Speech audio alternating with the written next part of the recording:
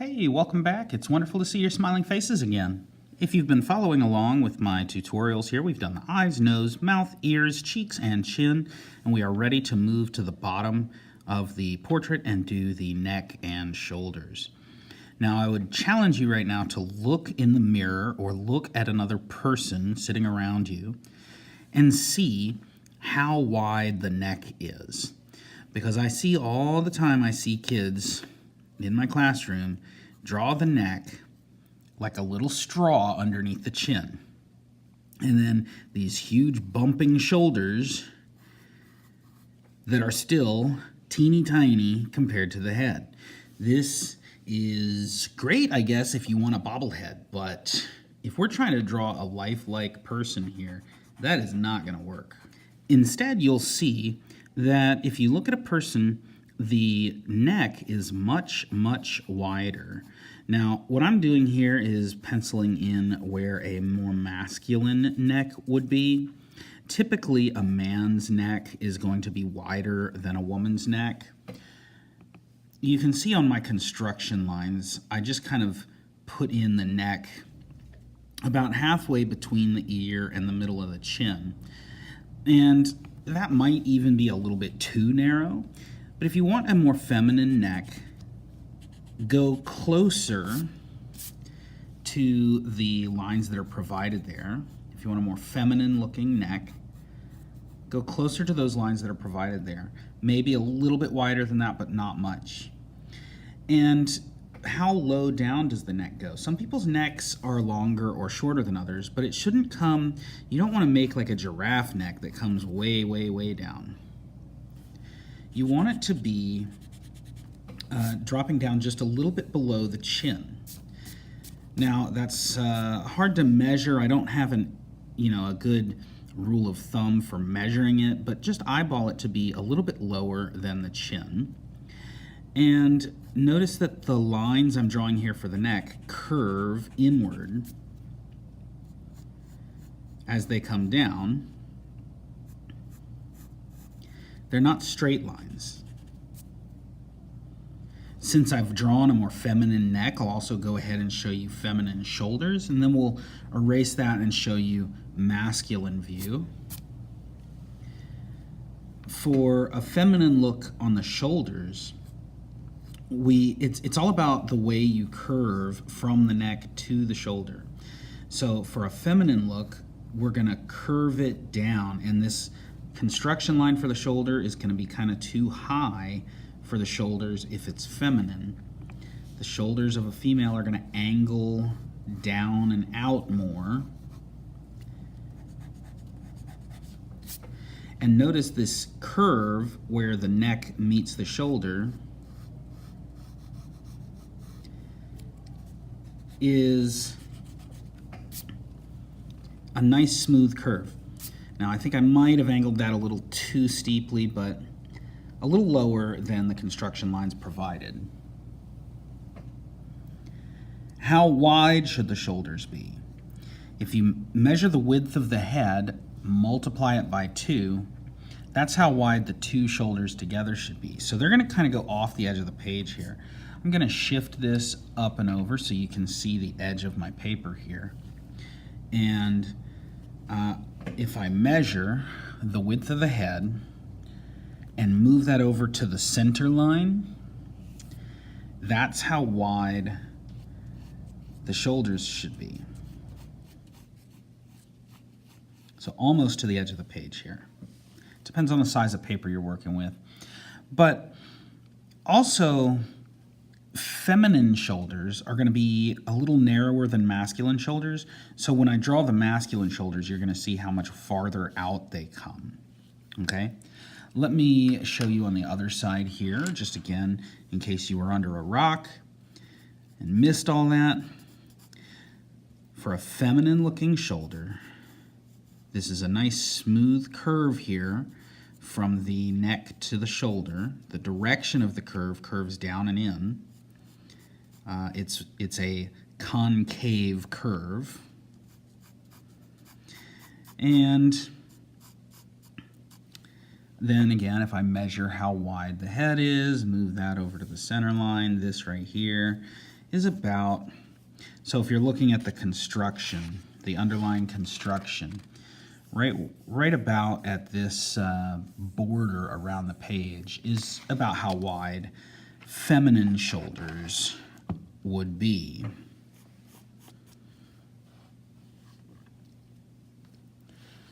Now, if I center back up to the face and look at the way that neck flows down, it looks a little awkward because I've drawn a more masculine face with this feminine body structure on the neck and shoulders. And so I'm gonna go ahead and erase this and show you next how a more masculine look would be.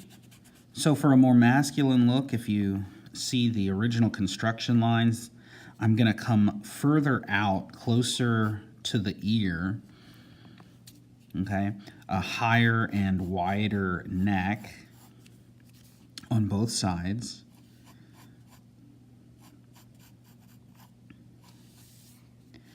Again, coming to just below the chin.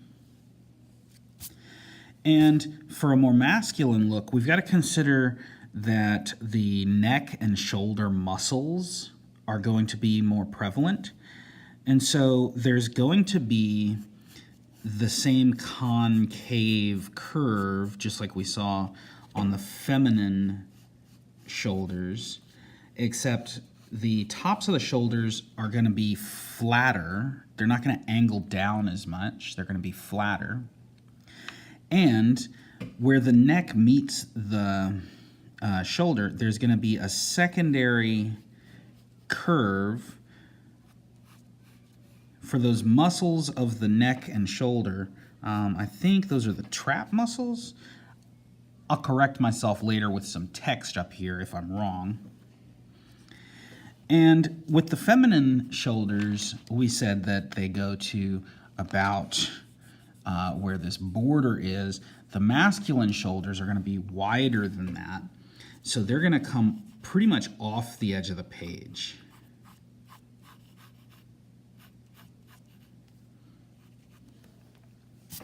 So you can see the two parts here. This smoother, flatter curve here is the shoulder, and then this is actually a muscle on the back of the shoulder that is going to be more pronounced, more prevalent in a male than it is in a female. Everybody has that muscle, but it's more pronounced in a man. Again, in case you were under a rock when I did all that, I'm going to finish up this side, making that shoulder go all the way to the edge of the page, and trying to match that musculature, that muscle structure. And there you go, that wider neck and the more muscular shoulder do look a lot more correct with a masculine face. I might have made the neck a little too wide. I could shrink that in a little bit. But the next thing we'll talk about is what's going to go around the neck. So before I can move on to the shading of the neck, I need to figure out what this person is wearing. We're going to have the collar of some kind of shirt. Now, any kind of shirt will do. Typically, we see like a t-shirt, okay? A simple t-shirt would just be a curve. Make sure that it goes all the way, if you've got these trap muscles showing, make sure it goes all the way to the trap muscles there. And the collar of a t-shirt usually has just a little bit of thickness to it. So a little bit of a bump, and then bring that down. So it's kind of like a curved rectangle. And we can erase these lines that are under it where it's going to cover up the muscles underneath it. Now, right now, it just looks like a collar without a shirt because I still see these lines here. So I also need to erase the lines where the shoulder and the trapezius or trap muscle behind the shoulder, where it covers that up. So, you know, if you're looking at a person without a shirt on, you would see this line, but I do see this line up until it gets under the shirt, and then I'm going to erase this part. Now, if you're a lady or drawing a lady and you want to do some other style of shirt, that's totally cool. For men, it's typically either a t-shirt or a button-up.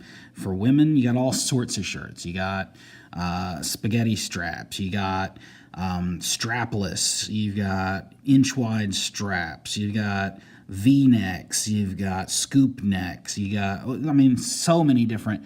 You just figure out what kind of shirt you want to draw, and if you want to go simple mode, go for this t-shirt. That's like the easiest way to do it.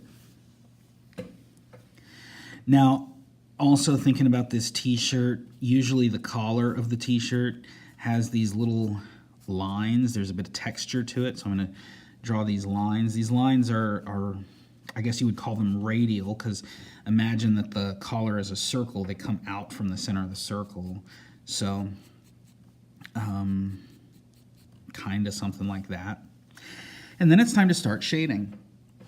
As we begin to shade the neck, we need to consider that a male would have typically an Adam's apple in the middle of the neck, whereas a woman would have, or a female would have, usually there's a little dip in the lower neck right above the line of the collar. And then there's also the collarbone, also called the clavicle, which goes from that little dip area out towards the sides. Now, everybody has a clavicle, but it's usually more pronounced in ladies than it is in dudes.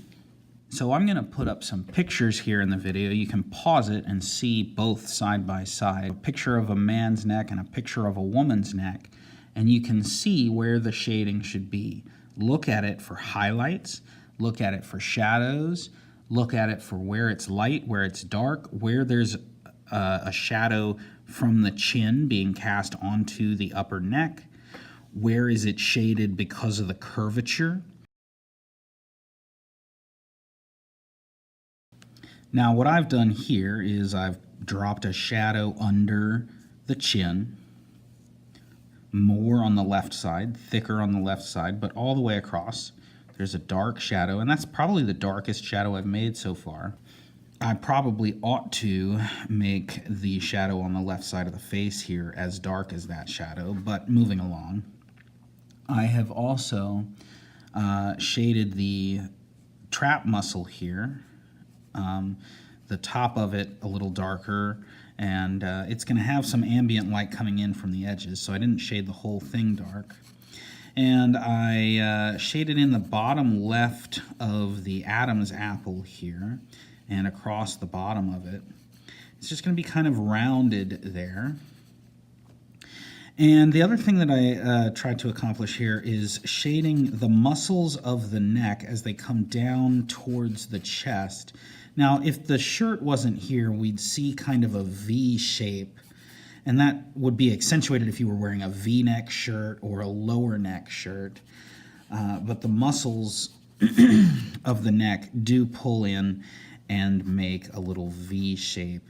And so I kind of tried to darken in those areas a little bit, just blending that in, because especially on the right-hand side here, I don't want it too dark. I did come in and pull out some highlights with my eraser for areas that were going to be a little lighter. And that's a more masculine look. Now, a feminine look, you'd have typically a lower neckline. Where the bottom of my Adam's apple is here is about where, or right under that would be where the dip, that little dip in the neck is. And then the clavicle bone would come across at about this height, sort of like where that pencil is.